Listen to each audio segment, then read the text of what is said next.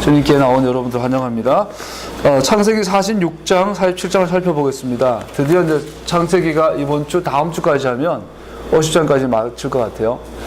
창세기의 중심 주제가 여자를 통한 씨에 대한 약속이라면, 이제 족장들 선택하신 것은 이 씨를 누구를 통하여 보존할 것인가 라는 주제가 되겠죠. 그것이 아브라함을 통해서, 야곱을 통해서, 이삭과 야곱을 통해서 흘러오다가 이제는 유다와 요셉의 이 갈등, 그리고 요셉이 애굽에 내려가죠. 요셉이 애굽에 내려가서 뒤따라 이스라엘이 내려가요. 70명의 가족이 내려간 이야기가 오늘 본문에 있어요.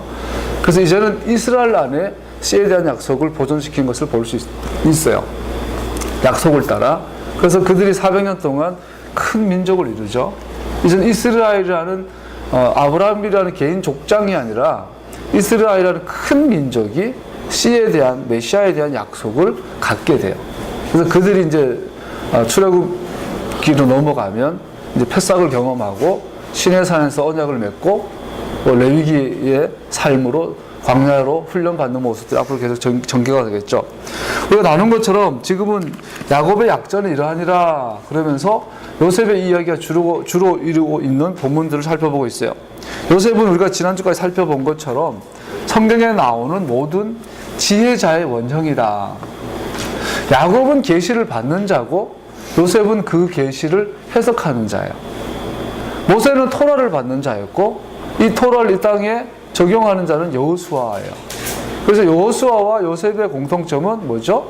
하나님의 신이 그들과 함께했다. 창세기에서 유일하게 하나님의 영이 함께했다라는 표현을 갖고 있는 것이 요셉이 되죠. 그래서 오늘날 여러분과 나에게 이 시대에 가장 필요한 유형의 신앙은 요셉 같은 신앙이죠. 그 단순히 요즘 뭐 요셉의 무리들, 다니엘 세대, 요셉의 세대 뭐 이러면서 그냥 통치하고 뭐 영향을 발휘하고 뭐 정치계에, 법조계에 이런 운동을 많이 하는데 귀한 일들이지만 그보다 더 근원적인 이유는 뭐냐면 요셉은 하나님의 아브라함과 하나님이 맺었던 씨에 대한 약속, 땅에 대한 약속, 이스라엘에 대한 약속을 정확하게 이해하고 그것을 자기 삶의 치리와 통치로, 왕권으로 풀어내는 자는 걸 볼 수 있어요. 그래서 오늘날 가장 필요한 게 뭐죠? 하나님의 말씀을 이해하는 자. 적그리스도의 가장 큰 특징이 때와 법을, 토라와 모아딤을 변개하는 거라고 그랬는데 그 성경에 적그리스도의 계보들이 있죠. 바로 왕이 그래요. 아각 사람 그래요. 에스더의 이야기를 읽어봐도 그렇고 계속 내려오는데 이 적그리스도의 특징은 토라를 바꿔버려요. 그거 절기를 바꿔버려요. 그래서 캐톨릭은 오늘날 10계명을 10가지 말씀들 중에 우상 만들지 마라 지워버렸어요. 칼빈주의, 루터란 같은 이 개신교에서는 안식일을 거룩히 여겨라, 안식일 어기는 자를 이스라엘에서 제해버린다 돼 있어요. 아주 무서운 이야기. 이스라엘 진 밖에 내보내버리겠다는 거야. 그런데 우리는 안식일을 주일로 변개시켜버렸어요. 주일 성수. 그건 성경이 없는 이야기. 부활절은 성경이 없는 절기예요. 하나님이 언제 부활절 지키라고 그랬어요? 부활절은 성경적으로 말하면 비쿠림, 절기가 아니라 초실 1일이에요. 초실 1. 퍼스트 프루트, 초실 1일이에요. 초실 1일 어디 연달아 있네요? 무교절과. 무교절은 어디서 시작되죠? 6월절에 패싹에서 시작이 돼요. 하나님은 패싹을 지키라고 했지 부활절을 지키라는 말이 없어요. 패싹, 무교절로 진행되어지다가 그 첫 번째 보리 첫 단을 들인 오멜 케이스 1, 그게 초실일, 그 예수님 부활한 날이에요. 이 하나님이 정한 시간들은 변개시키면 안 돼요. 그리고 49일을 계수해서 50일째 되는 날 오순절, 오순절날은 시내산에서 토라를 받은 날이에요. 이스라엘 공동체가 하나님의 토라를 받고 십계명을 받은 날이 오순절이에요. 그날에 성령님이 임하신 거예요. 성령님이 이 땅에 오신 것은 간단하게 하나님의 토라를 이 땅에서 완성하기 위해서, 실현하기 위해서 오신 거예요. 아싸하기 위해 오신 거예요. 근데 어떻게 우리는 오순절을 잊어버리고 성령 강림절이래? 아니에요. 그보다 더 본질적인 게 있어요. 거기서 이제 우리는 나팔절 향해서 가고 있어요. 우리는 지금 하나님의 토라가 변개된 시대에 살고 있어요. 그래서 막 여호와 증인이다. 메시아니 운동하는데 여호와 증인이 많대요. 그거 참 조심해야 되겠죠. 그리고 뭐 안식교다. 이런 또 가라지들이 또 진리를 또 이게 희미하게 만들어버리고, 칼빈주의라든 이런 장로교 같은 경우도 대놓고 그냥 하나님 말씀 변개시켜놓고 이것이 정통이다 그래버리고, 사도 바울 할례를 피했다 그래버리고, 성경에 단 한 번도 그런 얘기가 없는데, 6월절 세대를 너희는 이것을 기억하여 나를 기념하라. 뭐죠? 6월절 세대를 하라고 예수님께서 마지막까지 명령하셨는데, 우리는 그거를 로드스토퍼, 주의 만찬, 성만찬, 듣도 보도 못한 유카리스트, 성만찬은 로마에서 오는 피해 제사, 인신 제사, 사람 피 마시고 했던 그런 이교도들의 제사를 뿌리 두고 있어요. 성경적 뿌리가 아니에요, 성만찬은. 이런 엄청난 말씀을 변개하고 엄청나게 하나님을 뜻을 떠났음에도 불구하고 여전히 우리는 주님을 사랑한다, 사랑한다, 사랑한다, 뭐 선교한다, 성경을 사랑한다, 성경을 뭐 보급하겠다, 뭐 금요기도, 철야기도, 금식기도, 무슨 세미나, 무슨 회복운동. 요셉 같은 무리들이 필요합니다.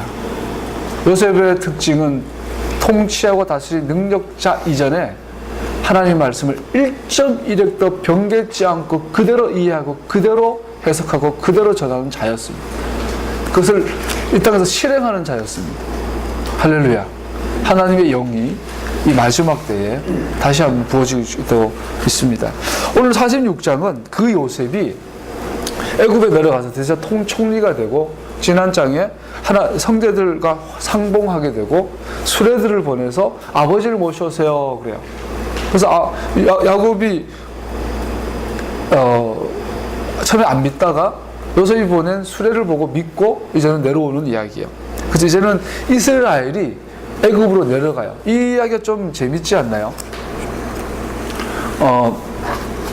아브라함 보고는 이집트 내려가지 마라, 이삭 보고도 내려가지 마라.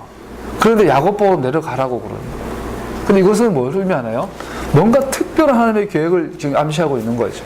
아브라함에게 그래서 네 자녀가 400년 동안 노예 생활을 하겠다. 이것을 지금 실행하고 준비시키고 있는 것을 볼 수 있어요. 그래서 46장 2절 3절 읽어봅시다. 시작. 밤에 하나님이 환상 가운데서 야곱아 야곱하고 이스라엘 부르셨다. 야곱은 제가 여기 있습니다 하고 대답하였다.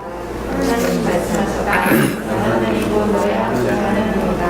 이집트를 내려가는 것을 두려워하라. 내가 거기에서 이집트로 내려가는 것을 두려워하지 말아라. 그리고 나는 하나님 곧 너의 아버지 이삭의 하나님이다. 그러면서 브엘세바는 어디예요? 야곱이 봤던 아브라함이 우물에 있었어. 아브라함의 우물이 있고 거기 이삭이 우물을 다시 파죠. 그 자리, 즉 브엘세바에서 만난 하나님은 너의 아버지 하나님이다. 이것은 야곱이 만난 하나님 반드시 아브라함의 하나님, 이삭의 하나님과 동일하다는 거죠. 그래서 우리 아미다 기도 1번을 기도할 때 뭘 기도해요? 내가 믿는 하나님은 아브라함의 하나님, 이삭의 하나님, 야곱의 하나님. 그 말은 아브라함과 하나님이 맺었던 그 언약은 나의 언약이다. 그 언약의 하나님을 말하고 있죠. 그 언약의 하나님이 그 언약의 신실함을 위해서 이집트로 내려가라. 그러면서 이집트 내려가서 아브라함과 맺었던 그 언약을 반복하고 있는데 뭐냐면 거기에서 네가 큰 민족이 되겠다. 이 큰 민족을 그레이트 네이션, 큰 민족이라고 그래요. 큰 나라를 이루게 해주겠다. 이렇게 말하고 있어요. 신명기 5장에 보면요, 모세가 온 이스라엘을 불러 모으고 그들에게 말하였다. 이스라엘 자손 여러분, 내가 오늘 당신들에게 말하는 규례와 법도를 귀담아 두고 그것을 익히고 지키십시오. 주 우리 하나님은 호렙산에서 우리와 언약을 세우셨습니다. 이 언약의 시작이 아브라함이죠. 주님께서 이 언약을 우리 조상과 세우신 것이 아니라, 근데 재밌는 건 요새가 뭐라고 말하고 있냐면, 오늘 브엘사베에서 야곱에게 나타난 하나님은 아브라함과 언약을 맺으신 하나님, 이삭과 맺으신 언약의 하나님이 지금 내가 너를 애굽으로 내려가라고 하고 있어요. 그런데 모세는 이 언약을 이야기하면서 뭐라 그러냐면, 주님께서는 이 언약을 우리 조상과 세우신 것이 아니다라고 말하고 있어요. 그러면서 뭐라고 말하고 있냐면, 오늘 여기 살아있는 우리 모두와 세우신 것입니다. 자, 브엘세바에서 야곱에게 나타난 하나님은 그 무슨 말씀을 하고 계신가 하면 마치 모세가 신명기 5장은요 출애굽 2세예요. 공동체 2세예요. 1세는 불순종으로 대부분 죽죠. 그러면 2세는 출애굽할 때, 그리고 출애굽에서 50일 만에 시내산에서 언약을 맺을 때 없던 자들이에요. 태어나지 않았던 자들이 대부분이에요. 근데 그들을 향하여 주님이 뭐라 그러냐고요? 너희들이 여기 살아있는 우리 모두가 그 언약을 맺었다라고 말하고 있는 거예요. 그러면서 이렇게 말해요. 주님께서는 그 산 불 가운데서 너희들과 함께 서로 얼굴을 마주보고 말씀하셨다. 이 얘네들은 신명기 공동체는 아직 시내산에 없던 애들이에요. 그리고 애기였던가. 근데 걔네들을 향하여 뭐라고 그러냐면 그 언약은 니들이 맺은 거다. 니들이 하나님을 그 당시에 봤다라고 말하고 있는 거죠. 그러면서 뭐라고 그래요? 뿐 아니라 앞으로 일어날 모든 여기에 있지 않는, 자, 여러분과 나는 시내산에 없었어요. 그럼 모세는 말해요. 너는 거기에 있었다. 너는 그 언약을 맺었다라고 말하고 있는 거죠. 그러면서 뭐라고 말하고 있냐면 큰 나라. 자, 야곱에게 네가 애굽에 내려가서 큰 나라를 만들어 줄 건데 이 큰 나라 이름이 뭐죠? 이스라엘. 그 이스라엘 향하여 모세가 또 언약을 맺는 거예요. 시내산에서 첫 번째 이스라엘 향하여 언약을 맺고 이제는 이스라엘 2세대를 향하여도 언약을 맺는 것을 봤어요. 이 큰 나라의 핵심은 아브라함의 언약이에요. 언약 공동체인 것을 볼 수 있어요. 자, 여기서 그레이트 네이션이 나오는데 이 그레이트 네이션은 구체적으로 말하면 광야에 있는 이스라엘.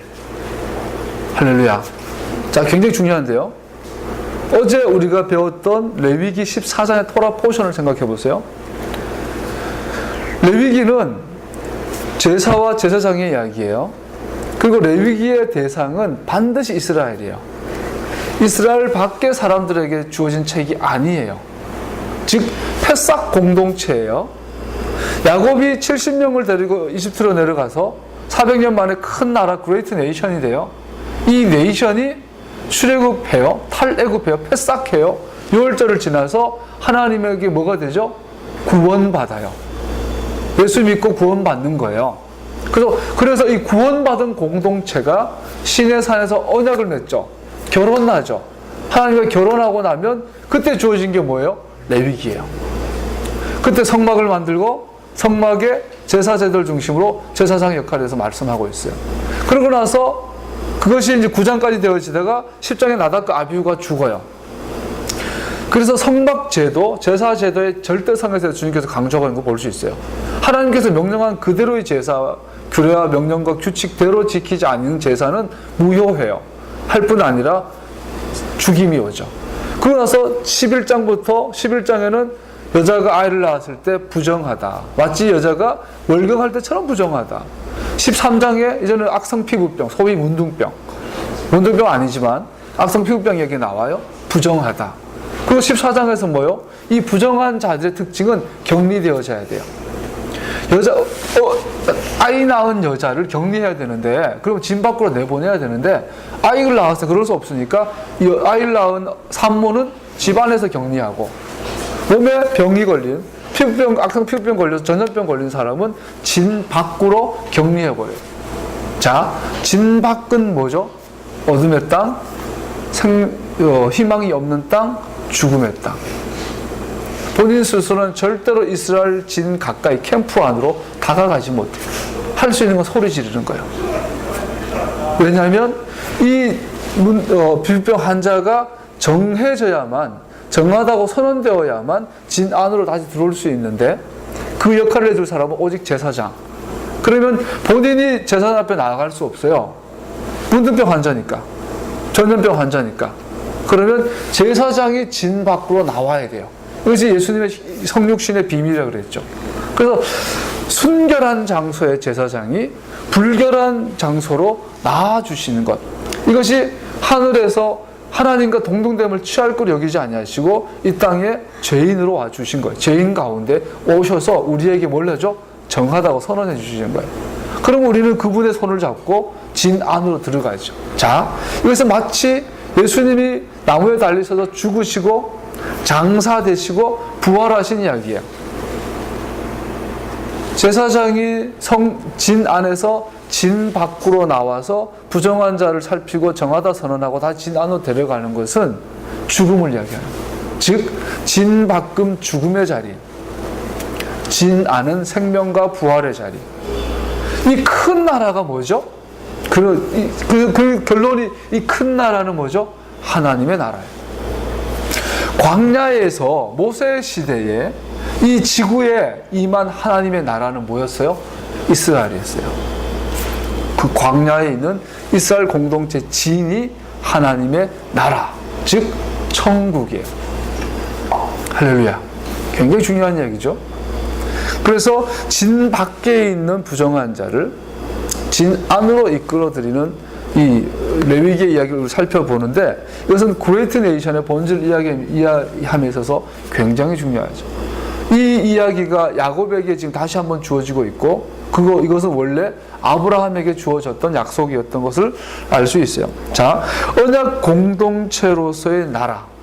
그래서 하나님께서 이 이스라엘로 대변되어지는 하나님의 나라를 아까 읽었던 신명기 5장에서 모세는 우리 이 언약을 조상과 세우신 것이 아니라 지금 여기 내 앞에 선 너희와 세우신 것이다.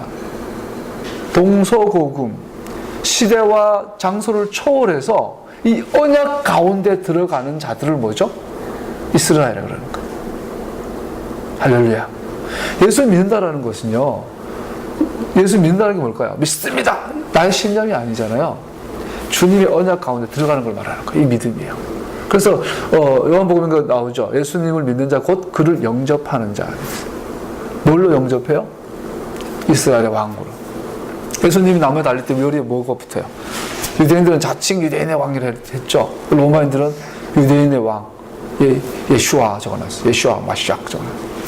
그래서 메시아라는 단어는 이스라엘의 왕이라는 뜻이에요. 이스라엘의 왕을 내가 영접하는 것이 믿음이에요. 그것이 구원이에요. 근데 이 말은 뭐와 같은 말이죠? 즉 이스라엘과 하나님이 맺었던 그 언약 가운데 내가 들어가는. 할렐루야. 그래서 믿음은 뭐죠? 반드시 헌신과 순종을 동반하는 것. 이 언약에 신실하지 않는 것은 불신앙이 뭐예요? 언약에 신실하지 않는 삶이 불신앙이에요. 언약의 내용이 뭐죠? 토라. 하나님의 토라. 이 토라가 언약의 내용이에요. 그래서 마귀는 언약을 변개시키죠. 토라를 변개시키죠. 그 요셉의 영, 요셉의 무리들은 뭐죠? 이 토라를 회복하는 죠. 예수님을 맞이하는 마지막 때의 유형은요, 더 이상 우리에게 모세가 필요하지 않아요. 더 이상 우리는 새로운 토라가 필요하지 않아요. 새로운 언약이 우리는 필요 없어요. 신약이라는 말은 완전히 비성경적인 언어예요. 로시 코데시 아니야. 브리트 하다샤. 신약, 새 언약이란 말은 리뉴드 커버넌트죠. 새롭게 진. 옛날에 약속을 했는데 둘이 불신해서 믿지 않아서 약속에 신실하지 못했는데 이제 후회하고 미안해. 조광지철을 벌였던 남자가 다시 돌아와서 미안해. 당신하고 내가 했던 사랑이 진짜였어. 내가 여쪽 아줌마가 했던 사랑은 불륜이야. 그것이 새 언약이에요, 새 언약. 옛 언약을 회복하는. 이것이 신약이에요, 신약. 사도들의 성서, 신약 성서는 바로 그 이야기를 담고 있는 거죠. 할렐루야. 믿음은 언약을 회복하는 거예요. 불신앙은 언약을 버리는 거예요. 오늘날 우리가 예수 믿고 전도할 때 그렇게 하나요? 전도 폭발한다고 그러고 사형리 한다고 그러고 가가지고 예수 믿고 구원 받으세요. 예수 믿으세요. 아멘. 성령님 함께 하셔서 예수 믿게 되죠. 그 믿음은 뭐예요? 그때부터는 지 마음대로 사는데, 그때부터는 목사가 하라는 대로 사는데, 목사가 하나님이고 장로가 하나님이고 지 체험이 하나님이 되어버리고 토라대로 예수 믿고 토라의 삶을 살라고 믿게 하셨는데 언약 가운데 살려. 언약이 뭔지도 모르고 언약에 대해서 배우지도 못했고 언약은 폐해졌다. 구약이다. 구약은 옛 언약은 폐해졌다. 그냥 참고만 해라. 그렇게 배워버렸으니 우리가 예수 믿는 우리가 한국에 있는 예수쟁이랑 미국에 있는 예수쟁이랑 왜 그래 다른지요? 같은 예수님 모시는데 같은 아버지 자식인데 왜 그래 달라요? 이건 콩가루 집 앉은 이야기예요. 오늘 기독교가 왜 땅에 떨어져요? 예수 믿는다고 말은 번지르르하게 하는데 사는 거 보니까 불교도랑 다를 바가 뭐 있냐라는 거예요. 언약의 삶을 떠났다라는 거예요. 그레이트 네이션. 우리는 이 큰 나라에 대한 이해를 반드시 해야 됩니다. 이것은 이스라엘이고 이것은 언약 공동체를 말합니다. 그 언약 가운데 들어가는 것. 이것이 이스라엘을 회복하는 것이죠. 이것을 우리는 메시아닉 운동이라고 그래요. 이 교회를 세우기 위해서 우리는 3년을 잡았어요. 앞으로 3년 동안 기초 작업하고 또 보니까 이 교회는 반드시 가정교회예요. 지금 형태의 교회 건물 중심의 지금의 목회 시스템은 절대로 성경적이 아니에요. 이건 아니에요. 메시아닉 교회인데 메시아닉 교회는 반드시 가정교회예요. 이거는 내가 가야 될 길, 여러분과 내가 가야 될 길이고 우리가 가야 될 길이라고 믿어요. 그러나 하나님께서 함께 하실 거라고 믿습니다. 4절에 보니까 나도 너와 함께 이집트로 내려가 내가 반드시 너를 거기서 데리고 나오겠다. 할렐루야. 46장 우리 8절부터 봅시다. 8절부터 보면 8절 27절까지는요. 드디어 야곱이 요셉이 있는 이집트로 내려가요. 이제 하나님 함께 하시니까 내려가요. 내려가는데 재밌는 거는 거기에 뜬금없이 야곱의 아들들의 이름이 자녀들 이름이 나와요. 총 70명이에요. 자, 70인 그러면 오르는 게 없나요? 들어보세요. 신명기 32장 7절 8절 보면 아득한 옛날 케뎀을 회상하여 보아라. 조상 대대로 내려온 세대를 생각하여 보아라. 너희 아버지에게 물어보아라. 그가 일러줄 것이다. 어른들에게 물어보아라. 그들이 너에게 말해줄 것이다. 가장 높으신 분께서 하나님께서 여러 나라의 땅을 나누어 주시고, 자, 하나님께서 최초의 민족들 나누어 땅을 나누어 주시는데 인류를 갈라 놓으실 때 언제죠? 창세기 10장 이야기요. 창세기 10장이 인류를 갈라 놓으실 때에 이스라엘 자손의 수효대로 민족들의 경계를 갈라 놓으셨다. 자, 이스라엘은, 이 그레이트 네이션은 지구상에 있는 모든 민족의 수요를 대표하는 경계를 이야기해요. 창세기 10장에 보면 1절에 보면 다음은 노아의 아들들의 족보이다. 노아의 아들들은 셈과 함과 야벳이다. 홍수가 난 뒤에 그들이 아들을 낳았다. 그러면서요, 32절에 창세기 10장이 쫙 이제 노아의 아들들의 족보가 쫙 나와요. 이 숫자가 70이에요. 자, 노아 시대에 인류에는 노아의 가족만 남았죠. 그리고 지구상의 민족들의 경계를 이루어 퍼져나간 이 조상들의 숫자가 70명이에요. 야곱이 애굽에 내려가는 자식의 숫자가 70명이에요. 이 70이라는 숫자는 all nations예요. 모든 민족들. 그래서 아브라함을 불러요. 그래서 아브라함에게 뭐라고 그러죠? 내가 너의 하나님 되고 너는 나의 백성이 되고 내가 너에게 땅을 줄 것이고 그 땅에 살아갈 자녀들을 줄 것이고 그래서 내가 너를 축복해 줄 것이다. 그래서 이를 통해서 뭐죠? 아브라함 안에서 all nations, 모든 민족이 복을 받게 하겠다. 70민족이 복을 받게 하겠다. 이 all nations, 아까 great nation, all nations의 관계를 우리는 이해해 볼 필요가 있어요. 이사야 45장에 이런 말이 나와요. 이방 나라에서 살아남은 자들이 모여오너라. 다 함께 가까이 오너라. 나무상을 들고 다니는 자들과 구원하지도 못하는 신들에게 기도하는 자들은 무지한 자들이다. 너희는 앞 일을 말하고 진술하여 보아라. 함께 운운하여 보아라. 누가 예로부터 이 일을 들려주었으며 누가 이전부터 이 일을 알려주었느냐. 나 주가 아니고 누구냐. 나밖에 다른 신은 없다. 나는 공의와 구원을 베푸는 하나님이니 나밖에 다른 신은 없다. 땅끝까지 흩어져 있는 사람들아. 자, 지구상에 많은 민족과 많은 사람들이 있어요. 근데 이 가운데 살아남은 자들아. 자, 이스라엘인데 흩어져 있어요. 땅끝까지 흩어져 있는 사람들아. 흩어져 있는데 이스라엘이에요. 모두 나에게 돌아와서 구원받아라. 내가 하나님이며 나밖에 다른 신은 없기 때문이다. 할렐루야. 자, 지구상에 많은 민족들이 있어요. 그들이 모여서 지금 축구하고 있어요. 월드컵. 그 가운데 이스라엘들이 있어요. 자, who is 이스라엘? 이스라엘 누군가요? 여러분들 이스라엘인가요? 아니요, 난 크리스찬이에요. 이런 말 할 수 있죠. No. 나는 분명히 말해요. 나는 크리스찬이 아니에요. 나는 메시아닉이에요. 크리스찬은 예수님 믿는데 토라를 버려버린 거예요. 메시아닉은 예수님 믿고 토라를 공부하는 자예요. 복종하고 노력하는 자예요. 나는 메시아닉이에요. 난 크리스찬이에요. 그런데 보세요. 그러면 누가 이스라엘인가? 아까 그레이트 네이션 나눈 것처럼 언약을 기억하는 자. 그 언약 가운데 들어간 예수님 믿는다는 것은 바로 주님과 언약을 맺는다는 것을 인식하는 자. 그들은 뭐죠? 흩어진 자들이에요. 남은 자들이에요. 주님께서 마지막에 그들을 모아요. 이거 오해하면 투아웃 될 수 있어요. 메시아닉 운동 안에 막 이스라엘의 피가 흐르는데 우리가 유전적 히브리인의 피가 흘러가지고 디아스포라서 사와있다. 일본에도 막 유대인들 자손이 많고 한국에도 있을 거라는. 제가 보기에 그런 심각한 이야기죠. 전혀 그렇지 않죠. 이건 믿음의 문제예요. 믿음은 혈통의 이야기가 아니죠. 유전적인 문제가 아니에요. 믿음은 영의 문제예요. 우리 마음속에 아브라함과 맺던 그 하나님이 나의 하나님으로 믿어지고 시내사에서 모세 공동체와 언약을 맺던 그 하나님이 나의 하나님이 되는 것. 이것이 믿음이에요.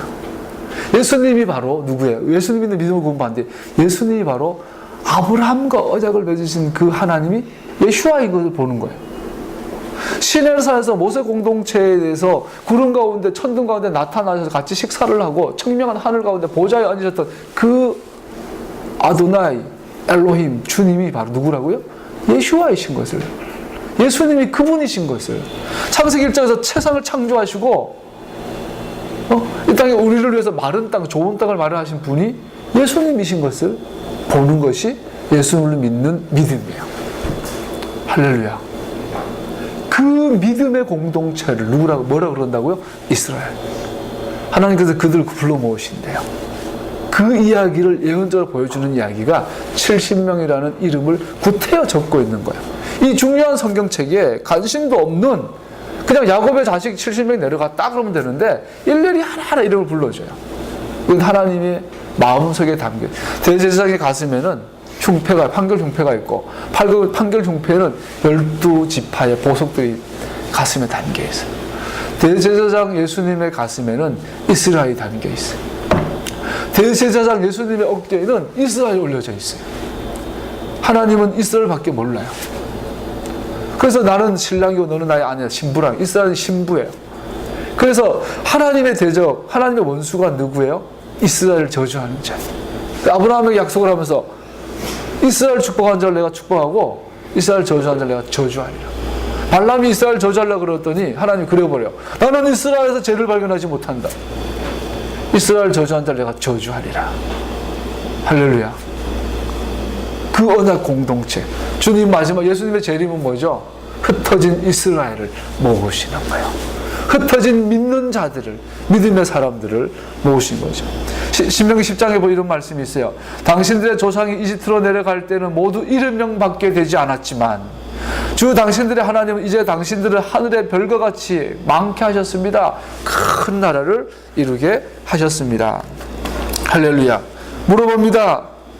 여러분들은 이스라엘이십니까? 예수님을 믿으십니까? 믿으시면 예수님이 맺으셨던 그 언약을 기억하십니까? 그 언약을 자카를 기억하시고 사마를 하십니까? 지키고 계십니까? 그렇지 않으면 우리는 진 밖의 사람일 수 있습니다. 진 안으로, 이스라엘 안으로 계속 정함을 유지하는 여러분과 내가 되기를 예수님의 축복합니다. 이 큰 나라에 대한 개념이 반드시 열려야 돼요. 자, 더 나아가면요, 이 큰 나라는 뭘 의미할까요? 에덴 동산입니다. 에덴은 하나님의 꿈이에요. 에덴이 우리 카페 이름이 케뎀이에요. 케뎀. 하나님께서 에덴이라는 가든을, 에덴이라는 에덴 동산 존재하지 않죠. 에덴은 기쁨이라는 뜻이에요. 기쁨의 동산을 동방에 창설하시고, 근데 보니까 케뎀에 창설하시고, 이 케뎀은 방향이 아니죠. 동쪽이 아니라 시간적인 의미예요. 고대에 창설하죠. 시간이 존재하기 전, 세상이 창조되기 전 케뎀, 그때 하나님께서 뭘 창조하셔요? 뭐가 있었어요? 기쁨의 동산이 있었어요. 그 기쁨의 동산, 이 땅에 그대로 똑같은 동산 이 땅에 내려놨어요. 그게 우리가 소위 알고 있는 에덴 동산이에요. 그래서 그 기쁨의 동산에서 뭐가 하나 발현하죠? 강이 하나 발현해요. 그래서 그 강이 이 땅에 있는 에덴 동산에서 사방향으로 전 지구를 덮어요. 그 강줄기를 따라 돌아오는 무리들이 이야기가 에스겔에도 나오죠. 그 강을 따라 돌아오면 뭐가 있어요? 에덴 동산. 그 에덴 동산은 하나님의 뭐죠? 미크베. 하나님 뱃속에 있던 하나님의 소원의 목적이 뭐죠? 하나님과 이스라엘, 하나님과 사람이 영원토록 함께 사는 것. 하나님이라는 아버지가 이스라엘이라는 자녀를, 하나님이라는 신랑이 이스라엘이라는 신부를, 하나님이라는 하나님이 이스라엘이라는 백성을, 하나님이라는 친구가 이스라엘의 친구와 함께 영원히 함께 드웰링하는 것. 이것이 에덴 동산. 이것을 아담과 하와가 불신앙하기 때문에 이스라엘 쫓겨나죠. 진 밖으로 쫓겨나요. 그 진 밖에 있는 아담과 하와를 하나님께서 회복하기 위해서 진 밖으로 나오셔요. 이게 성육신이에요. 그래서 이들의 부정함을 해결해서 예수님의 피로, 진 밖에 있는 무리가 진 안으로 들어오려면 피와 기름이 필요해요. 피를 깃볼에 손가락 발가락에 바르고 기름을 깃볼에 오른쪽에 발라요. 그래서 예수님의 피, 성령님의 사역을 통하여 우리를 다시 진 안으로, 에덴으로 회복하는 것. 자, 우리는 천국을 죽어서 간다고 생각해요. 천국은 죽어서 가는 곳이 아니에요. 이 땅 위에 에덴이 회복되는 것이 천국. 그래서 하나님의 뜻이 에덴에서 이루어진 것처럼, 케뎀에서 이루어진 것처럼 이 땅에서 이루어지기 원합니다. 예수님 창세기 1장에서 말한 것처럼 케뎀에 있는 기쁨의 동산이 이 땅에 그대로 나타난 그것을 회복하기 원하시죠. 예수님께서 오셔서 첫 번째 설교가 뭐죠? 테슈바, 돌아와라. 어디로? 에덴으로 돌아가자. 아가서에서 뭐예요? 신랑이 신부 손을 잡고 일어나라, 함께 가자. 하마콤으로 돌아가자. 그곳으로 돌아가자. 할렐루야. 이스라엘의 회복은 에덴의 회복을 의미합니다. 그래서 이스라엘 가운데 성막이 있죠. 이 성막은 에덴 동산을 대표하죠. 그래서 그 에덴으로 돌아가는 문이 성막이에요. 지성소요. 거기서 내가 너를 만나겠다. 거기서 내가 너에게 말하겠다. 자, 우리 28절 이하를 좀 살펴봅시다. 28절에 보면요. 46장 28절에 보면 재밌는 게 있어요. 70명이 내려가서 어디로 가죠? 고센 땅으로 내려가죠. 그죠? 근데 이 고센 땅을 성경은 뭐라고 표현하고 있냐면 28절에 보면 이스라엘이 유다를 자기보다 앞세워서 요셉에게로 보내고 야곱이 고센으로 간다는 것을 알리게 했다. 일행이 고센 땅에 이르렀을 때에 요셉이 자기 아버지 이스라엘을 맞으려고 병거를 갖춰서 고센으로 갔다. 요셉이 아버지 이스라엘을 보고 목을 껴안고 한참 울다가 다시 꼭 안았다. 재밌는 건 그 땅을 마련한 자는 요셉인데 그 땅으로 이 70명의 큰 나라를 대표하는 자들을 이끈 자는 유다라고 표현되어 있어요. 야곱의 약전이 이러하냐 그러고 자꾸 유다와 요셉의 이 갈등을 계속 보여줘요. 좋은 의미의 갈등이에요. 나중에 에스겔에 가면은 유다의 집과 야곱의 집, 요셉의 집이 나와요. 이 두 개가 하나가 돼서 누구 아래서 하나가 되냐면 유다에서 나온 한 왕을 통하여서 하나가 됩니다. 이 구조를 계속 보여주고 있는 걸 볼 수 있어요. 유다의 우월성, 좋은 땅으로 인도하는 자는 요셉이 아니라 유다입니다. 즉 이스라엘의 구원을 가져오기 위한 하나님의 계획 속에서 유다는 핵심적인 역할을 할 것임을 말하고 있습니다. 그래서 아까 말씀드린 씨에 대한 약속은 아브라함, 이삭, 야곱, 유다를 통해서 보존되어진 것을 볼 수 있어요. 재미있는 거는 유다를 통해서 씨에 대한 약속이 보존될 때 유다는 아무 생각이 없었어요. 누구를 통해서요? 며느리 다마를 통해서. 마치 룻이, 이방 여인 롯이, 모압 여인 롯이 보아스라 결혼해서 아이를 낳음으로 인해서 다윗의 할아버지 이새의 아버지를 낳는 것처럼 씨를 보존하는 것을 볼 수 있어요. 이것은 유다를 향한 하나님의 놀라운 큰 계획이 있음을 보여주고 있죠. 자, 47장으로 넘어갑시다. 47장 6절을 읽어볼까요? 시작.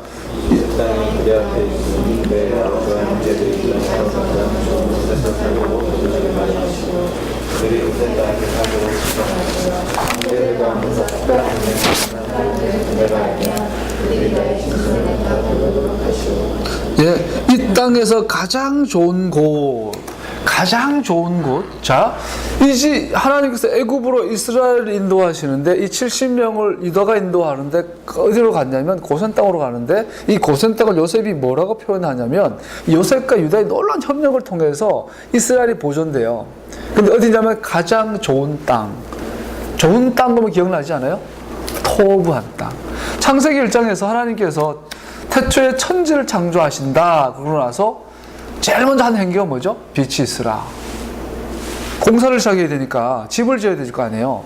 집을 지으려니까 우선 조명시설을 켜요. 조명을 켜요. 두 번째 뭐죠? 물과 땅은 갈라져라. 마른 땅. 마른 땅을 준비해요. 자, 공사를 시작해요. 이제 수맥을 보죠. 물기가 없는데 땅을 좋은 이제 바람이 통하고 햇빛이 잘 드는 땅을 봤어요. 그러고 나서 습기를 제거해요. 습기를 제거하고 나서 하나님께 거기에 뭘 둬요? 이제 식물을 두고 동물을 두고 새를 두고 물고기를 둬서 사람이 살 수 있는 환경을 조성하고 있는 걸 볼 수 있어요. 창조의 6일은 쉽게 말해서 사람이 거주할 수 있는 환경을 조성하는 거예요. 그러고 나서 그 땅이 마련되어서 주님께서 뭐라고 그래요? 좋았더라. 좋은 땅이라고 그래요. 토부하다. 자, 좋은 땅은 이스라엘이 거하는 땅이에요. 즉, 성경이 말하는 좋은 땅은 하나님께서 이스라엘을 위해서 예비한 땅을 말해요. 이 고센 땅은 뭘 상징하죠? 가나안을 의미해요. 앞으로 궁극적으로 이스라엘이 하나님과 함께 더불어 살 좋은 땅. 창조 6일 동안 주님께서 막 어떤 남자가 어떤 여자를 너무 사랑해요. 그래서 자기 가진 것 전부를 쏟아가지고 지금 같이 살 집을 짓는 거야.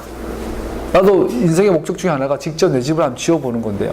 손으로 벽돌 다 쌓고 이렇게 해서 여건이 되면 건축을 좀 배울 생각이에요. 왜냐하면 창세기를 공부하는데 이 메시아니가 반드시 집을 지을 줄 알아야 되겠더라고. 그래서 한번 해보려고 그래요. 나중에 얘네들은 못하고 내 손자들은 내가 지은 집에 살게 하고 싶어요. 생각해보세요. 사랑하는 여자랑 그 아이를 낳고 행복하게 살 것을 꿈꾸면서 땅을 고르고 기초를 파고 벽을 쌓고 벽지를 바르는 그 신랑의 마음. 하나님은 좋은 땅에 대해서요 어마어마한 집착을 갖고 계세요. 그래서 아브라함이 나타나서 첫 번째 말씀을요, 내가 너에게 그 땅을 주겠다라는, 그 땅을 주겠다는, 그 땅에 그 백성을 거하게 해주겠다라는 거예요. 나와 함께. 이 고센은 그것을 상징하고 있는 것을 볼 수 있어요. 즉, 이것은 뭘 의미합니까? 하나님께서 요셉을 애굽에 보내시고 이스라엘이 요셉에 가는 이스라엘이 애굽에 내려간 이 전체 이름은 마치 창세기 50장 20절에서 말하는 것처럼 형님들은 나를 해치려고 하였지만 하나님 오히려 그것을 선하게 바꾸셔서 오늘과 같이 수많은 사람의 생명을 구원하셨습니다. 가장 좋은 땅, 토브 에레츠 토브, 좋은 땅을 이 선하게 바꾸셔서 돼 있어요. 형님들이 동생을 죽이려고 해도 하나님이 이 악을 선으로 바꾸셨다. 토부하게 바꾸셨다. 이 선이라는 단어가 반복이 되어지면서 창세기 1장, 2장의 완성, 회복의 그림을 보여주고 있어요. 이것은 성경 전체를 보면 나중에 애굽에서 이집트가 다시 나아가서 시내산에서 언약을 회복하고 언약 공동체가 여호수아 군대가 되어서 가나안을 정복해서 다윗 왕이 와서 그 땅을 다스리는 전체 그림. 궁극적으로는 다윗의 자손 예수와께서 오셔서 이 땅을 다스리는 메시아 왕국을 그림을 보여주고 있다는 거죠. 그것은 한마디로 말하면 토부하다, 좋다, 선하다. 그래서 창세기 전체는 토부에서 시작해서 토부로 마치는 것을 볼 수 있습니다. 할렐루야. 여러분, 나의 개인의 인생도 그래야 돼요. 하나님이 여러분들이 이 땅에 태어나는 그 순간에 응애할 때 가난한 집일 수도 있고 부자일 수도 있고 문제가 많은 부모님일 수도 있고 좋은 부모님일 수도 있었을 거예요. 그 순간에 하나님 눈에는 토부했어요. 여러분, 내가 이 땅을 떠날 때에 오늘 야곱의 임종이 나오는데 마지막 죽음을 앞두고 주님 눈에 우리는 토부해야 돼요. 좋았다. 그 중간에는 악이 있어요. 야곱의 이름이 뭐예요? 약탈하는 자잖아요. 썩이는 자잖아요. 130년, 내 나이가 130인데 험악한 세월 보낸 나이다. 썩고 썩이는 삶이었습니다. 그 악들이 많은데 하나님은 최종적으로 뭐죠? 그것을 선하게 바꾸셔서 여러분, 나는 토부에서 토부로 달려가는 인생이 되어야 될 줄로 믿습니다. 하나님의 언약 안에 머물기를 축복합니다. 7절 읽어볼까요? 47장 7절 보면 요셉은 자기 아버지 야곱을 모시고 바로를 만나게 하였다. 야곱이 바로를 축복하고 8절 같이 읽을까요? 시작. 어른께서는 연세가 어떻게 되시오? 야곱이 바로에게 대답하였다. 이 세상을 떠돌아다니다 횟수가 100년하고도 30년입니다. 제 조상들이 세상을 떠돌던 횟수에 비하면 제가 누린 횟수는 얼마 되지 않습니다. 험악한 세월을 보냈습니다. 야곱이 다시 바로에게 축복하고 그 앞에서 물러났다. 할렐루야. 자, 보세요. 야곱이 처음으로 누구를 축복해봐요. 그것도 지금 성경은 두 번 같은 곳에서 두 번 반복해서 바로를 축복하는 것을 볼 수 있어요. 당대 최고의 패권자를 야곱이 축복해요. 그 사이에 무슨 일이 일어나죠? 내가 130년인데 험악한 세월을 보냈습니다. 야곱은 이럴 사람이 아니었어요. 움켜진 자. 근데 이 움켜진 손을 언제 풀어놓냐 보면 내가 베냐민을 잃으면 이르리로다. 내가 자식을 잃으면 이르리로다. 베냐민은 야곱이 놓지 못하는 마지막 손이었어요. 야곱이 인생에 있어서 유일하게 사기 안 친 사람이 있는데 라헬이에요. 야곱은 레아도 속였어요. 그죠? 사랑하는 척 했죠. 사랑하지 않았죠. 라헬을 사랑하고 라헬에게 다 줬어요. 그래서 라헬을 집착했는데 라헬이 죽어버려요. 라헬이 낳은 요셉에 집착했는데 요셉이 죽어버려요. 이제 마지막 남은 베냐민은 야곱이 유일하게 인간 대 인간으로 정직하게 되었던, 속이지 않았던 자였는데 이제 베냐민을 이루면 이리로다 하면서 움켜진 손이 다 펴지죠. 그때 야곱 가운데 영적 권위가 회복된 것을 전체 그림적으로 볼 수 있어요. 자, 이 일을 통해서 우리가 알 수 있는 것은 바로가 이스라엘을 보호하며 이스라엘 축복 안에 섰을 때 하나님의 축복을 받는 그림을 보게 돼요. 창세기 12장 3절에 보니까 이런 말이 나오죠. 너를 축복하는 사람에게 내가 복을 베풀고 너를 저주하는 사람에게 내가 저주를 내릴 것이다. 땅에 사는 모든 민족이 올레이션스가 너로 말미암아 너로 인하여 너 안에서 복을 받을 것이다. 이것이 지금 야곱과 바로의 관계에서 성취되어진 것을 보여줘요. 이 그림을 통해서 뭘 알 수 있을까요? 이스라엘은 민족의 복덩어리. 즉 여러분과 내가 하나님의 언약 가운데 머물 때 여러분과 나는 가는 곳마다 복이 될 거예요. 오늘 한국교회가 한국 사회 천덕거리가 됐을까요? 제 아내가 지금 섬기는 교회 목사님이 이번 세월호 사건을 가지고 말씀하신 걸 두고 제가 학을 떴어요. 이번에 세월호 사건은 원래 기독교는 핍박받는 종교라고. 원래 기독교는 진리를 전하기 때문에 핍박받는다고. 이번에 세월호 사건 때문에 교회가 고통받는 거는요, 교회가 진리를 전해서 핍박받는 게 아니에요. 진리를 안 전해서 핍박받는 거예요. 세월호 사건 터지니까 다 교회 욕을 해요. 왜? 교회가 진리를 떠났기 때문에 요거도 먹는 거예요. 착각하지 마세요. 목사님들은 그렇게 심각한 착각을 하시는지 몰라요? 꽤 이름 있는 목사님이. 진리를 안 전해서 교회가 사회에서 지금 어디서 교회가 이사 간다면 동네 사람들 다 데모해요. 우리 요 동네도 지금 강남에도 큰 게 이사 온다고 물러가라, 지역에 나가라, 막 동네 사람 프랭카드 수익에 걸어놨다 지금 뗐어요. 왜 그래요? 화장터가 오면 사람들이 반대해요. 쓰레기장이 오면 반대해요. 그리고 교회가 오면 반대해요. 오늘 교회는 사회 혐오 시설이 됐어요. 왜 그럴까요? 교회가 진리를 떠났으니까. 근데 진리를 전하기 때문에 핍박받는데 오늘 교회가 요구도 먹는 이유가 어떻게 그런 착각을 할 수 있을까요? 자, 교회의 권위는 아브라함임을 인식할 때, 아브라함의 언약을 기억할 때요. 그래서 우리가 내가 너를 너는 누구예요? 하나님과 언약 맺은 존재를 말해요. 이스라엘을 말해요. 우리가 이스라엘로 회복되어질 때, 언약 백성으로 회복되어져 살아갈 때, 우리를 축복하는 자는 복을 받게 되어 있고요. 우리를 저주하는 자는 저주받게 되어 있어요.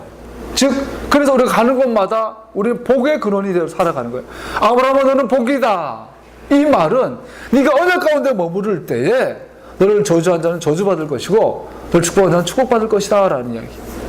그래서 지금까지 인류 역사를 바라보면 이스라엘을 공격했던 나라가 단 한 나라도 남아있지 않죠. 시간이 지나면 다 사라져요. 이스라엘은 여전히 건재하고 심지어 공화국을 만들어버렸어요.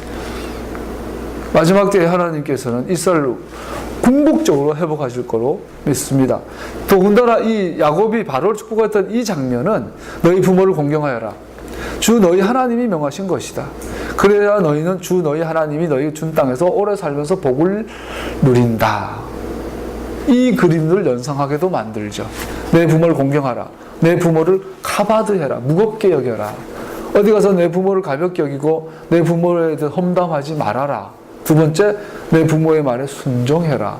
이것이 공경한다는 거라고 우리가 지지난주 배웠어요. 그랬을 때 우리가 부모님을 공경할 때 우리는 어디 가서 누구를 축복하는 자리에 살아가게 될 것이라는 것을 볼 수 있죠. 할렐루야. 두 가지만 더 살피고 마칠게요. 요셉이 통치에 대해서 먼저 돈을 다 받고 집진승을 다 받고 모든 밭을 다 받고 또 모든 이집트의 백성들 노예로 삼는 걸 볼 수 있어요.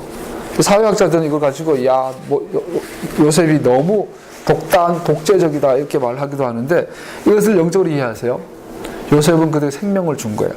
요셉의 이야기에 가장 반복되는 구절은 42장 2절 우리가 살고 죽지 않기 위하여 그 아버지에게 우리가 살고 죽지 않기 위하여 애굽으로 내려갑시다. 하나님께서 그들의 생명을 구원하시려고 우리를 애굽으로 보냈습니다. 애굽에 있어 내려간 얘기는 계속 죽지 않고 살기 위해서 죽지 않게 살기 위해서 계속 반복되는 이야기를 볼 수 있어요. 이것은 요셉의 이 엄청난 통치를 통해서 이스라엘뿐 아니라 당대의 모든 세상이 모든 나라와 모든 민족 모든 사람이 살게 하시려고 하시는 하나님의 의도였던 걸 알 수 있어요. 여러분 내가 요셉의 지혜로 언약 백성을 살아갈 때 우리는 생명을 전달하는 자가 될 것입니다. 빨리빨리 진행하겠습니다. 47장 29절에 한번 읽어볼까요? 29절 47장 29절 30절 시작.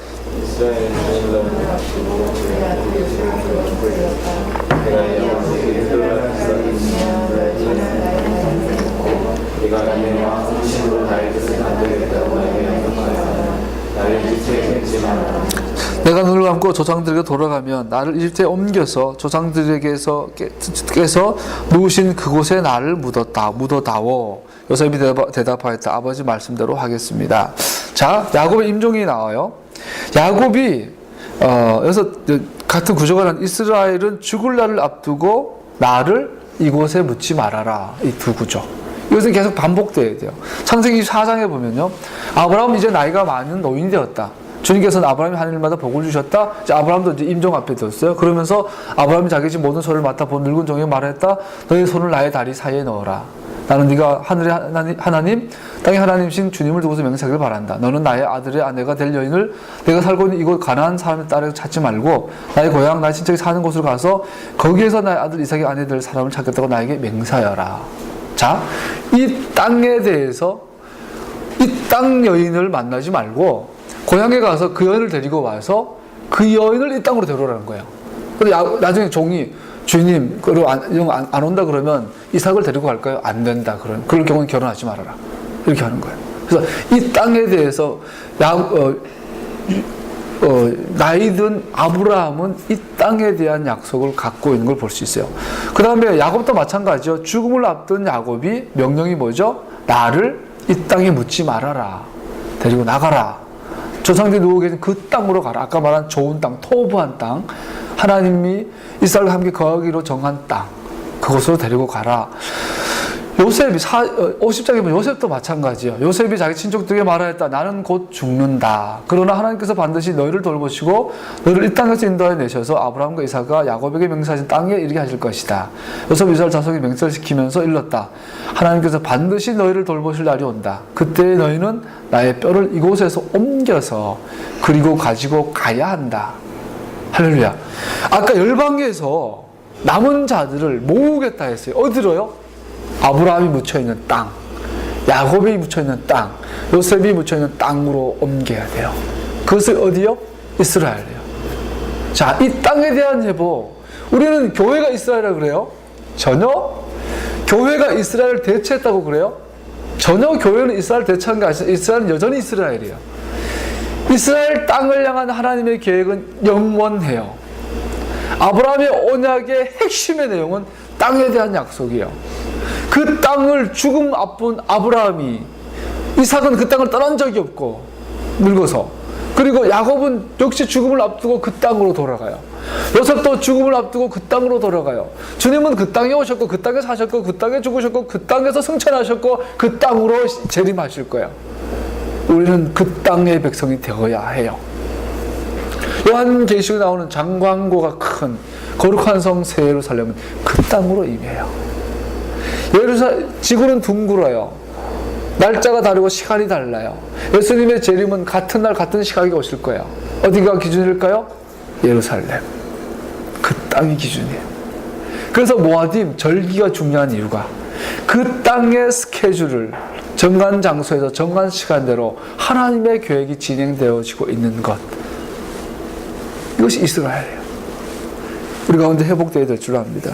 죽음을 앞둔 조상들의 명령은 아브라함과 요셉은 아브라함의 언약의 핵심인 땅의 약속을 기억하고 있는 것을 보여줍니다. 즉 족장들은 아브라함의 언약을 마지막까지 기억하고 그 언약의 신실한 모습을 보여줍니다. 할렐루야. 자, 마무리하면서요, 굉장히 중요한 이야기를 잠깐 하고 마칠게요. 에스겔 37장에 가면요, 이 이야기가 다시 이야기돼요. 여러분 잘 알고 있는 마른 뼈 사건. 여러분, 우리는 뭐 에스겔 골짜기에 마른 뼈가 있어, 생기야 일어나서 사방에서 와서 이 뼈들이 일어나 살아가게 하여라. 우리 이것만 알아요. 그래가지고 그걸 막 한국교회 부흥회 갖다 들이부지고 우리는 생기가 와야 됩니다. 그런 뜻이 아니에요. 그래서 30절 읽어드릴게요. 보세요. 그때 그가 내게 말씀하셨다. 사람아, 인자야, 이 뼈들이 바로 이스라엘 온 족속이다. 에스겔 골짜기에 있는 뼈들은 이스라엘이에요. 그들이 말하기를 우리의 뼈가 말라고 우리의 희망도 사라졌으니 우리는 망했다 한다. 그러므로 너는 대언하여 그들에게 전하여 나 하나님이 말한다. 내 백성아, 내가 너희 무덤을 열고 무덤 속에서 너를 이끌어내고, 아까 족장들이 죽음 앞에서 이스라엘 땅을 이야기했죠. 무덤을 열고 무덤 속에서 너희를 이끌어내고 너희를 이스라엘 땅으로 들어가게 하겠다. 할렐루야. 족장들의 이 마지막 유언을 에스겔이 환상 가운데 이루어진 거 보고 있는 거예요.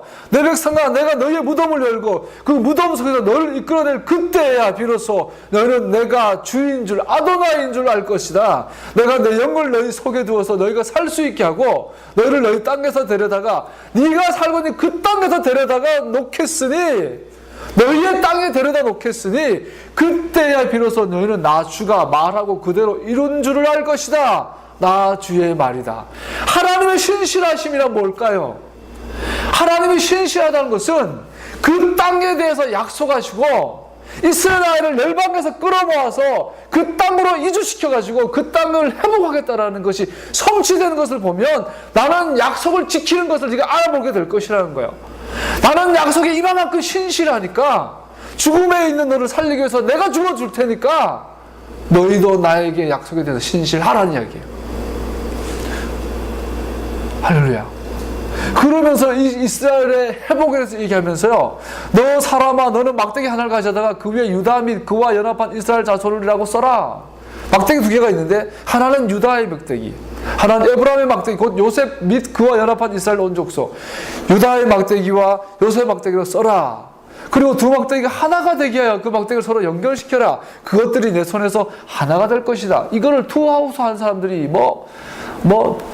잃어버린 10개 지파 가운데 우리가 속했다 해야 돼. 예? 이스라엘의 유다의 막대기는, 우리는 유다의 막대기는 아니고 우리는 잃어버린 10개 지파의 막대기라고 이상 같은 소리를 해요. 메시아를 운동하는 사람들이. 내가 보기 이거는 거의 이단적이에요. 전혀 그렇게, 이건 믿음의 언어로 봐야 돼요. 여러분과 나는 이스라엘 피가 안 섞였어요. 나는 히브리인의 피가 섞일 마음이 요만큼도 없어요. 나는 풍상김과 27대선 김문적 할아버지, 27대선 직장 공파예요. 우리 김문적 할아버지, 우리 시조 할아버지는 경순왕의 몇 대선이고, 나는 나는 김씨예요. 대한민국 사람이고 조선 사람이고. 그럼에도 불구하고 나는 이스라엘이에요. 나는 노아의 후손이에요. 아담의 후손이에요. 우리는 믿음이 있어요. 예수님께서 나무에 달려서 흘리신 그 보혈의 은혜와 공로가 있어요. 그거를 통하여 나는 언약 가운데 들어가는 거예요. 히브리인의 피가 섞인 게 아니에요. 오직 그런 자꾸 해야 된다고 말하는데 전혀 그렇지 않죠. 유다의 막대기와 요셉의 막대기는 아까 고센 땅을 이해하면서 우리는 여기서 의미를 바르게 이해할 수 있다고 생각을 해요. 그 땅을 준비한 자는 요셉이에요. 그 땅으로 인도한 자는 유다예요. 이 구조가 이스라엘이 회복되고 연합되어지는 아주 핵심적인 역할을 할 수 있죠. 요셉은 누구를 대변하죠? 하나님의 토라의 회복, 그 통치의 회복. 유다는 뭘 대변하죠? 메시아닉 예언의 회복. 그들에게 말해줘라. 나주 하나님의 말한다. 이스라엘 백성이 모여 들어가 살고 있는 그 여러 민족 속에서 내가 그들을 데리고 나오며 사방에서 그들을 모아다가 그들의 땅으로 데리고 들어가겠다. 그들의 땅 이스라엘의 산 위에서 내가 그들을 한 백성으로 만들고 한 임금이 그들을 다스리게 하며 그들이 다시는 두 민족이 되지 않고 두 나라로 갈라지지 않을 것이다. 유대인들이 착각하는 건 지금 이스라엘 땅이 자기들만의 땅이라는 거예요. 아브라함의 혈통적 자손들의 땅이라는 거예요. 맞아요. 그러나 동시에 예수님을 믿는 믿음의 사람들의 땅이에요. 우리의 본향은 하늘에 있는 천국이 아니라 이 땅에 있는 예루살렘이에요. 할렐루야. 우리가 죽어서 갈 곳은 낙원이에요. 그러나 예수님이 재림하시면 부활해요. 그리고 어디에 들어가요? 낙원이 아니라 요즘 막 기도하다가 꿈꿔가지고 입신해가지고 천국 갔다 왔대. 새빨간 거짓말하지 말고. 입신해가지고 천국 못 가요. 그러니까 영의 세계에 갔다 온 거예요. 낙원 어디에. 그러고 나서는 천국 가 주님의 보좌 앞에 가가지고 주님하고 춤췄다고 그러고 아주 황당무계한 얘기를 하는데 그럴 수 있어요. 영적인 그런 체험은 충분히 그럴 수 있어요. 하나님 그렇게 하실 수 있죠. 그러나 천국을 바로 알아야죠. 한 왕이, 한 임금님이 다스리는 그 나라. 그래서 유다의 그런 기름 부으심과 유다와 요셉의 하나된 이스라엘.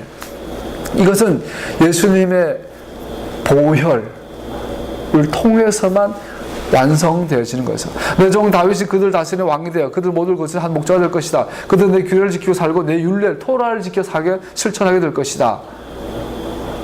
할렐루야. 그런데요, 창세기 49장에 보면 이 한 임금은 어디에서 오냐? 유다야, 너 형제들이 너를 찬양할 것이다. 너는 원수의 멱살을 잡을 것이다. 너희 아버지 아들들이 네 앞에서 무릎을 꿇을 것이다. 요셉이 꿈을 꾸죠. 12단이, 별 해와 달이 자기한테 절하는 거. 그래서 당연히 요셉이 형제들에게 왕이 된다고 생각했지만 전혀 그렇지 않죠. 오히려 그 꿈은 요셉을 통해서 성취되는 것이 아니라 유다를 통해서 성취가 되죠. 유다야, 너는 사자 새끼가 될 것이다. 나의 아들아, 너는 움킨 것을 찢어먹고 굴로 돌아갈 것이다. 엎드려 웅크리는 모양의 수사자 같기도 하고 암사자 같기도 하니 누가 감히 범할 수 있으랴. 임금의 지휘봉이 유다를 떠나지 않고 통치자의 지휘봉이 자손 만대까지 이를 것이다. 권능으로 그 자리에 앉을 분이 오시면 만민이 그에게 순종할 것이다. 유다와 요셉이 두 막대기가 하나가 되어서 한 임금의 통치 아래서 영원토록 하나님의 임재 가운데 머무르는 큰 나라 그레이트 네이션이 이 땅에서 완성되어질 것이다. 이것은 하나님의 나라고 천국을 의미하죠. 요셉은 그 땅을 준비하는 무리들이에요. 유다는 그 땅을 통치하는 메시아닉 언약을 이 땅에서 실행하는 자예요. 이것은 전부 다 예수님의 이야기예요. 히브리인들의 이야기가 아니에요. 이것은 예수와 하마시약 주님의 이야기예요. 그래서 계시록 5장 5절에 보니까 그런데 장로들 가운데서 하나가 나에게 울지 마십시오. 유다 지파에서 난 사자 곧 다윗의 뿌리가 승리하였으니 그가 7인을 떼고 이 두루마리를 펼 수 있습니다. 19장에 보니까 나는 또 하늘이 열리는 것을 보았습니다. 거기 흰 말이 있었는데 신실하신 분, 참되신 분, 이름을 가지신 분이 그 위에 타고 계셨습니다. 그는 의로 심판하시고 싸우시는 분입니다. 그의 눈은 불꽃과 같고 머리에는 관을 썼는데 그분밖에는 아무도 알지 못한 이름이 그의 몸에 적혀 있었습니다. 그는 피로 물든 옷을 입으셨고 그의 이름은 하나님의 말씀이라고 하였습니다. 그리고 하늘의 군대가 희고 깨끗한 모시옷을 입고 흰 말을 타고 그를 따르고 있었습니다. 그리고 말해요. 그는 친히 새지팡이를 가지고 모든 민족을 다스릴 것이요 전능하신 하나님의 맹렬하신 진노의 포도주 틀을 밟으실 것입니다. 그의 옷과 넓적다리에는 왕들의 왕, 군주들의 군주라는 이름이 적혀 있었습니다. 할렐루야. 예수님께서 재림하셔서 이스라엘의 예루살렘을 중심으로 온 땅을 다스릴 것이라는 계시록의 이 예언은 정확하게 에스겔이 봤던 유다와 요셉이 막대기가 연합해야 돼서 한 임금 아래로 다스려진다는 이 그림을 말하는 것이고, 이것은 정확하게 야곱이 그레이트 네이션의 언약을 승계하여서 이 70명을 가지고 애굽에 내간 그 구조를 다시 한 번 더 기억나게 하죠. 여러분, 말씀 마무리하죠. 예수님 오시고 나면 이 땅에는 이스라엘만 남을 거예요. 예수님께서는 모든 인간을 구원하기를 원하셔요. 그러나 민족들 가운데서는 이스라엘만 선택하셨어요. 한국을 선택한 적이 없어요. 미국을 선택한 적은 없어요. 예수님 오시면 미국도 사라지고 한국도 사라지고 영국도 사라지고 이번에 축구 너무너무 잘하는 브라질도 사라지고 우리나라를 너무 창피하게 만든 알제리도 사라질 거예요. 그러나 이스라엘은 영원히 남을 거예요. 할렐루야. 여러분과 나에게 이스라엘이 더 깊이 열리고 보여지기를 예수님의 이름 축복합니다. 기도합시다.